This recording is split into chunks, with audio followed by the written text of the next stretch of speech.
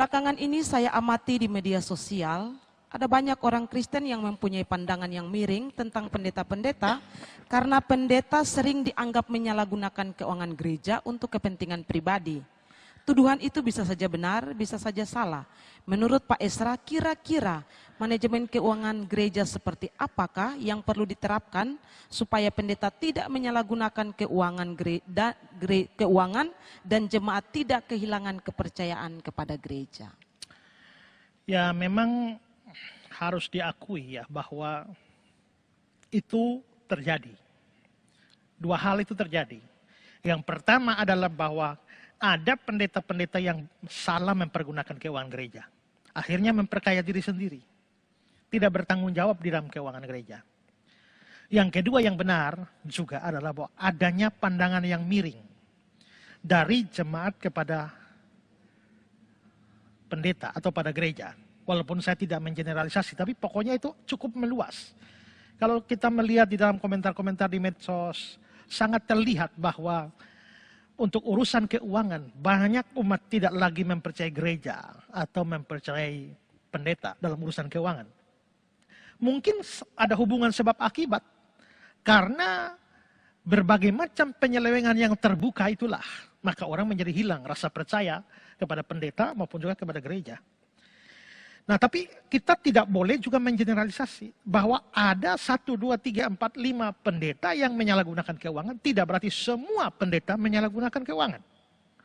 Adanya 1, 2, 3, 4 gereja yang tidak bertanggung jawab dalam keuangan, tidak berarti bahwa semua gereja seperti itu. Kita harus fair seperti itu. Nah, kalau ditanya soal bagaimana manajemen keuangan gereja yang baik, ya saya bukan ahli manajemen keuangan untuk ngatur itu, dan saya juga tidak tahu manajemen seperti apa yang paling bagus. Tapi minimal kita harus membuat sebuah sistem yang membatasi kemungkinan penyalahgunaan itu. Nah, saya tidak tahu banyak atau gereja-gereja, tapi di sini saya hanya mau sharingkan apa yang saya terapkan di gereja saya. Saya yakin juga ada gereja lain juga yang mungkin punya manajemen lebih baik, ya. Tapi apa yang saya lakukan di sini juga saya hanya sharingkan supaya menjadi perbandingan. Perbandingan supaya kalau ada majelis gereja atau pendeta yang mengikuti ini, itu juga bisa mengadopsi kalau cocok, ya, kalau dirasa baik.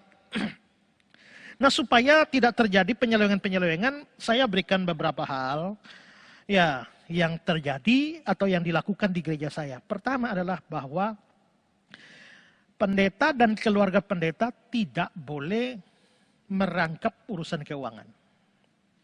Ini yang jadi masalah banyak. Banyak kasus di gereja yang jadi bendahara adalah istri pendeta atau anaknya pendeta. Itu terlalu rawan, ya. Dan kalaupun terjadi fitnah, itu susah dibuktikan bahwa itu betul-betul fitnah, ya. Sehingga memang sebaiknya pihak yang mengurus keuangan gereja itu tidak ada hubungan kedekatan persaudaraan dengan pendeta, ya. Lalu kedua, seringkali yang jadi masalah juga persembahan persepuluhan. Kalau di gereja saya, persembahan persepuluhan itu tidak diberikan kepada saya pribadi. Itu semua diberikan ke kas gereja. Bukan hanya persembahan persepuluhan, semua persembahan. Kolekte, persembahan syukur, persembahan nasar, dan macam-macam persembahan jenis apa saja, semua harus masuk ke kas gereja, bukan ke kantong saya. Dan saya tahu juga bahwa memang ada banyak gereja menerapkan bahwa persepuluhan menjadi hak pendeta. Memang orang Lewi itu mempunyai hak untuk makan dari persembahan persepuluhan dalam perjanjian lama. Tapi tidak bisa diberikan pada satu orang, itu diberikan ke rumah Tuhan, baru rumah Tuhan kelola untuk kehidupan bersama. Dan kalau pendeta mempunyai hak atas persembahan persepuluhan untuk diri sendiri, lah kalau misalnya ada, sama seperti di gereja saya pendeta, tapi ada beberapa hamba Tuhan juga selain saya. Nah terus siapa yang terima? Saya. Terus mereka bagaimana? Nah itu yang jadi masalah. Karena itu seluruh persembahan itu diberikan ke gereja, kas gereja. Nanti diatur, kita mempunyai peraturan di dalam pemberian biaya hidup bagi hamba-hamba Tuhan.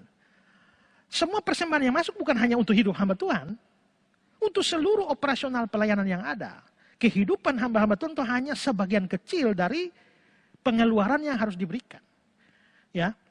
Dan itu pun ya setelah itu kita kelola. Saya juga sebagai pendeta merangkap ketua majelis. Kadang-kadang ada sistem gereja di mana ketua majelis itu bukan pendeta. Pendeta urus lain, ketua majelis dari orang awam. Tapi di gereja saya pendeta juga sekaligus urusan dengan kemajelisan.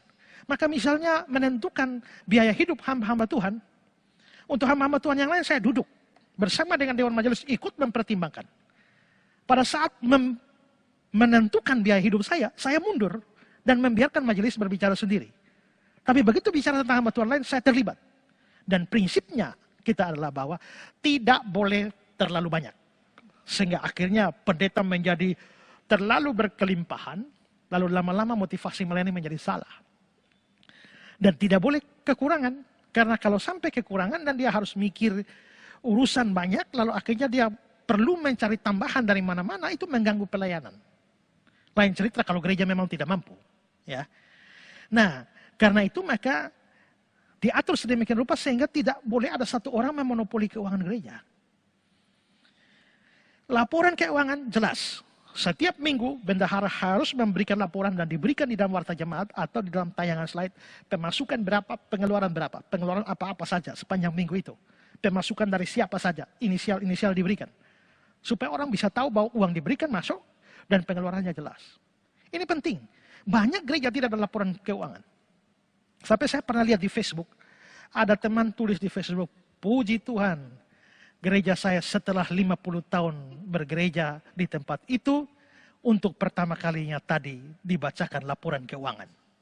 50 tahun baru pernah satu kali terjadi laporan keuangan. Lalu terus selama 49 tahun, pertanggungjawaban keuangan bagaimana? Nah ini menjadi masalah. Ya, jadi laporan keuangan harus jelas. Pembiayaan pelayanan harus terprogram sesuai program kerja. Jadi misalnya kami di sini, itu setiap awal tahun itu ada rapat tahunan. Semua ada bidang pelayanan. Pengajaran, penginjilan, paduan suara, vokal group, lalu pemuda, kaum bapak, kaum ibu, lansia, diakonia, semua ikut. Lalu semua membuat rancangan kerja selama 1 tahun. Dari Januari sampai Desember yang kau mau buat apa? Oh misalnya saya komisi penginjil misalnya buat KKR. Di mana? Kapan? Tujuannya apa? Targetnya bagaimana? Biaya yang dirancangkan berapa? Itu dibuat. Semua buat lalu kita masuk kepada rapat besar untuk menentukan program ini disetujui atau tidak. Paduan suara misalnya, kita mau bikin lomba paduan suara. Itu ikut lomba paduan suara. Biayanya sekian, tujuannya apa? Semua didata. Setelah semua disetujui, maka tanda tangan cap gereja itu adalah program resmi gereja. Termasuk saya pun bikin program kerja ketua majelis. Nah, dengan biaya berapa? Setelah itu dilaksanakan. Maka di tengah jalan orang boleh minta uang. Misalnya komisi penginjilan bikin KKR. Sesuai program kerja kami akan bikin KKR. Sesuai anggaran yang kami sudah rancangkan yaitu 5 juta, mohon dikeluarkan. Begitu masuk surat, saya baru saya disposisi kepada bendahara. Bendahara keluarkan uang 5 juta, persis seperti yang mereka minta. Setelah itu selesai bikin kegiatan, kasih laporan keuangan. Sampai akhir tahun, akan ada rapat akhir tahun untuk mempertanggungjawabkan semua. Untuk ngecek kembali. Kamu rancangkan KKR 5 juta. Berapa biaya? Ternyata kamu ambil uang 10 juta. Bagaimana sampai bisa begitu? Itu dipertanggungjawabkan semua. Saya merancangkan pelayanan. Misalnya saya sebagai ketua majelis akan pelayanan keluar selama tahun 2020 ini saya merancangkan untuk keluar 20 kali. Tiba-tiba dalam pertemuan terakhir laporannya ini 52 kali. Lu bagaimana rancang 20 keluar 52 kali? Saya mesti berikan pertanggungjawaban. Termasuk dengan keuangan-keuangan semua. Ini menutup kemungkinan terjadi penyelewengan keuangan. Ya. Nah, saya tidak mengatakan bahwa ini adalah sistem terbaik. Saya tahu juga pasti ada gereja yang manajemen keuangan jauh lebih baik dari kami. Tapi minimal kami membuat suatu aturan semacam itu sehingga menutup peluang siapapun termasuk saya sebagai pendeta itu untuk mempergunakan keuangan gereja secara salah, secara tidak bertanggung jawab. Ya. Nah, maka kalau kita buat seperti itu menurut saya itu pasti lambat atau cepat akan membuat minimal jemaat kita atau gereja tempat di mana kita berbakti itu lama-lama menimbulkan kepercayaan bahwa ini gereja yang bertanggung jawab. Ini pendeta yang bertanggung jawab. Ini hamba Tuhan yang bertanggung jawab dalam keuangan. Orang tidak ragu ketika memberikan persembahan. Karena itu betul-betul untuk kemuliaan Tuhan dan bukan untuk kepentingan pribadi. Dan saya kira saudara sebagai jemaat juga memang ya jangan terlalu curiga, tapi juga jangan terlalu percaya. Ya, berbijaklah. Berbijaklah. Kalau memang saudara menemukan bahwa ternyata ada penyelewengan keuangan saudara di gereja saudara, usahakan perbaiki.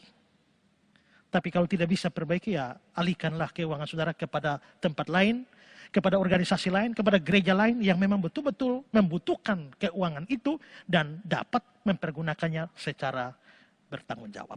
Masih ada banyak gereja seperti itu. Daripada kita hanya memberi dan memperkaya pendeta. Kita memberi dan dipakai secara sia-sia. Saya mendapat cerita dari beberapa teman bahwa mereka bermain musik di satu gereja. Dan habis kebaktian, pendeta suruh angkat bawa itu kantong kolekte. Lalu mereka pergi makan di rumah makan, setelah itu bayar, itu keluarkan itu uang kolekte semua bayar itu. Nah terus apakah jemaat kumpul kolekte hanya untuk makan pendeta? Nah ini tidak beres. Ya. Karena itu maka marilah kita berdoa dan berbijak supaya persembahan yang kita berikan betul-betul untuk kemuliaan Tuhan dan bukan untuk keuntungan 1-2 orang saja. Ya.